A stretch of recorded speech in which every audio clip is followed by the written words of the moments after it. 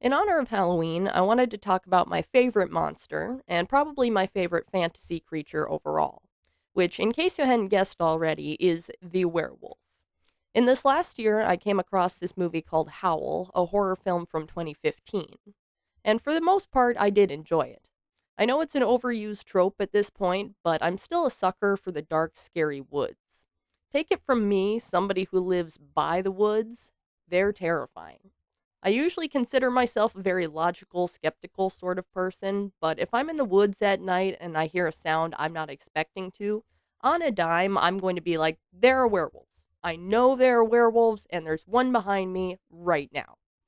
Speaking of which, random side tangent. Once I was walking in the dark woods and I heard the creepiest sound.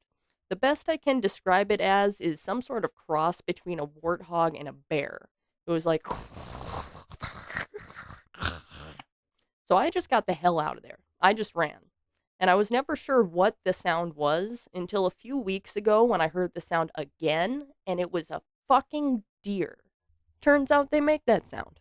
I had no idea. Anyway, long story short, now I'm scared of deer. Okay, I'm sorry. Back on topic. Howl 2015. Let's talk about it. This movie utilized the dark woods really well and mixed it up by putting the cast on a train instead of in a cabin. I also thought the werewolf designs in this movie were decent, considering a lot of live action werewolf films are held back by their special effects budget. They do their best, but I've yet to come across a design that truly terrifies me. This is why we need more animated werewolf films. But as long as they can avoid the werewolf that's nothing more than a very hairy man, I'll be happy. Maybe in a public pool that's scary, but not in a horror movie. But if I'm being honest, I think I wanted to like this movie a lot more than I actually did. And the reason for that is because this is the first movie I've seen that actually tries to dig in and explore a side of werewolf symbolism that I've seen get ignored quite a lot. And that's that werewolves are arguably the most patriarchal of all the monsters. There are very few female werewolves in legend and pop culture, and just the physical and sexual violence demonstrated by the male werewolf speaks to the most unrestrained, savage side of the patriarchy. This isn't me saying that this is all that werewolves symbolize. After all, the beautiful thing about literature and media is that it's open for interpretation. But it's absolutely an aspect of werewolf lore, and this movie actually tries to do something with that. It's essentially a story about the protagonist, Joe, learning what it means for him to be a real man. Which is why it's so frustrating to me that this idea is only really half baked into this movie. Somebody almost thought it through, but then got distracted by the big scary monsters ripping people to bits. The biggest problem with Joe as a protagonist is that he's a passive one. In case you don't know what that means, let me explain. An active protagonist is one who drives the story forward with their actions and decisions. A passive protagonist is one who does not. As an example of an active character, just look at Frodo from The Lord of the Rings. When Frodo inherits the ring from Bilbo and learns he's in danger, he makes the decision to deliver it to the elves. Then later, he decides to carry it all the way to Mount Doom. From there, he makes a series of decisions, both right and wrong, that drive the plot of the movies. But if Gandalf had volunteered Frodo to carry the ring, and Frodo just went along with it, because why not, then he'd be a passive character. You can probably tell at this point that an active character is almost always preferable to a passive one, for the simple reason that they're more interesting. This isn't to say that passive characters can never work, though, because they can. Usually, though, they're used as a viewpoint character for either another character's arc or for the world itself. A couple good examples of this would be Max from Mad Max Fury Road, who serves as a point of view character for Furiosa's arc, or Sarah Connor in the first Terminator movie. A big part of why these films are able to succeed even with their passive protagonists is because these stories are so unique and interesting that they pull us in even without an active main character. The writers also very cleverly introduce the villains right up front in these films, and in Terminator's case, we see the Terminator even before Sarah Connor. This shows us just how powerful and terrifying the villains are immediately, and it means that when we finally get to know the protagonists, the fact that they're just your average Joes makes us fear for their safety, and we want them to survive in these absolutely bonkers settings. But going back to Howl, this movie had none of the luxuries that Fury Road or The Terminator did. The werewolves don't show up until much later into the story, and even if they had been introduced to us in some sort of prologue, I honestly don't think it would have even worked. We've all seen werewolf horror before, which is not me knocking it. Like I said, I love werewolves, and watching people get ripped apart by them is one of my favorite pastimes. But in order to make itself stand out, this movie really needed to give us more from its characters. Now, when it comes to horror movies, some characters are inevitably going to be there just to be killed off, and that's fine, but at the very least, the protagonist should be compelling. Credit where it's due, this movie did try and give Joe an arc, but it was pretty sloppily handled if I'm being honest. He basically mopes around for like two-thirds of the movie, feeling sorry for himself and being dragged along by the plot or other characters, only to begin to assert himself towards the very end. Now, I can hear you thinking, if the movie is about Joe learning how to assert himself and become a better leader, doesn't it make sense that he'd start out as a passive character? And the answer is no. It makes sense that he'd start out as a meek character, but that is not the same as being a passive one.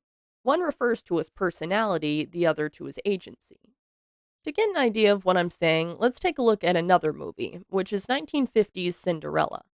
Like Joe, Cinderella is trapped in an awful job with an abusive boss who she's helpless to stand up against. But despite her situation, she is still an active character. She holds on to a vision of future happiness, giving her the goal of one day escaping her stepfamily, and she quietly defies her stepmother by feeding and clothing her animal friends in secret. As small as these decisions might seem, they do drive the plot forward, as it's the animals who help her finish her dress for the ball and aid in her escape at the end of the movie. Just because a character is gentle or timid or holds little to no power in their situation, that doesn't mean they still can't take agency where they can. No character is going to be able to drive every aspect of the plot, and even if they could, they shouldn't. It's not realistic. Everybody has to deal with things that are out of their control, but an active protagonist responds to these variables by taking further action, while a passive one just rolls over and takes it. Spoilers incoming now, so if you don't want any, I suggest you click away and come back once you've seen the movie. I want to take a closer look at the film and make some suggestions as to what could have been done to improve Joe's character arc. And yes, the movie's already out and it's too late to do anything about it now, but I do think as a writer, identifying the flaws in other stories can help me improve my own. And who knows, it just might help some of you too. So, with that said, let's take a look at Joe's introduction.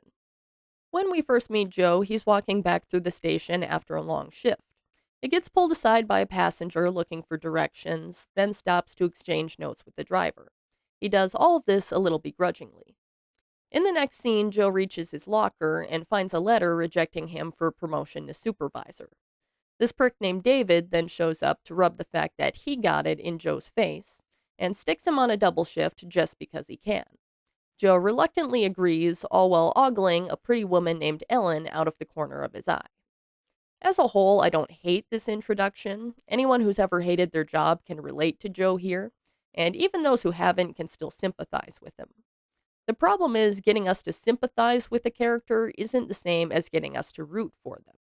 It lacks what Blake Snyder would call the save the cat moment, where a hero's actions win us over to their side. So after giving it some thought, I came up with what I think is a decent rewrite. Let's picture this. Joe is walking through the station just like before. He's obviously tired and overworked. Despite this, he stops to help passengers find their trains. He picks up a toy for a crying child, maybe helps a mother load her stroller into the train, and he does all of this without being asked. Joe may be exhausted, he may hate his job, but he still takes it seriously, and he goes out of his way to show kindness to others. Suddenly, we don't just feel for this guy, we like him. From there, it's pretty simple to sprinkle in some more moments showing off his agency throughout the film. When the train is stuck, Joe can make more of an effort to keep everybody on board instead of being bullied into unlocking the doors. And when people get hurt, he can be the first one to get them comfortable and try and care for them, even though he's terrified. And he can show compassion to the train passengers who once mistreated him, winning them over. He can become more and more assertive as the movie goes along, but underneath all that, he's still the same kind-hearted Joe we met in the beginning, proving to himself and the audience that dominating and leading are not the same thing. Another area where I think this movie dropped the ball was Joe's relationship with his love interest, Ellen, if you can even call it that.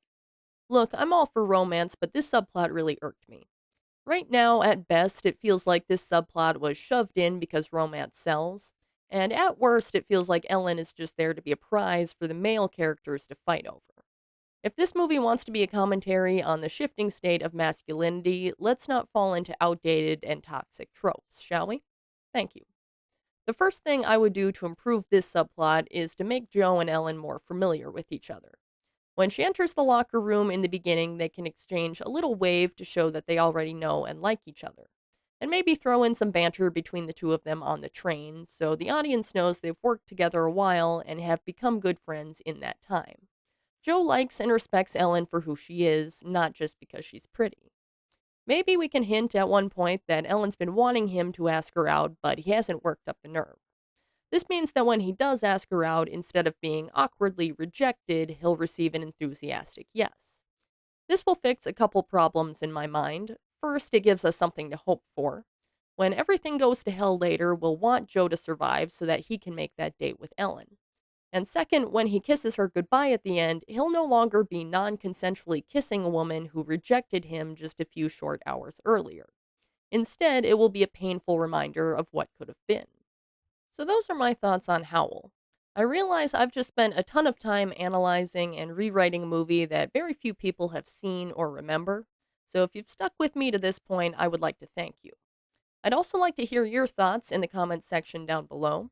If you enjoyed this video and you want to see more like it, feel free to give it a like and subscribe to my channel. Happy Halloween, everybody. I'll see you in the next one.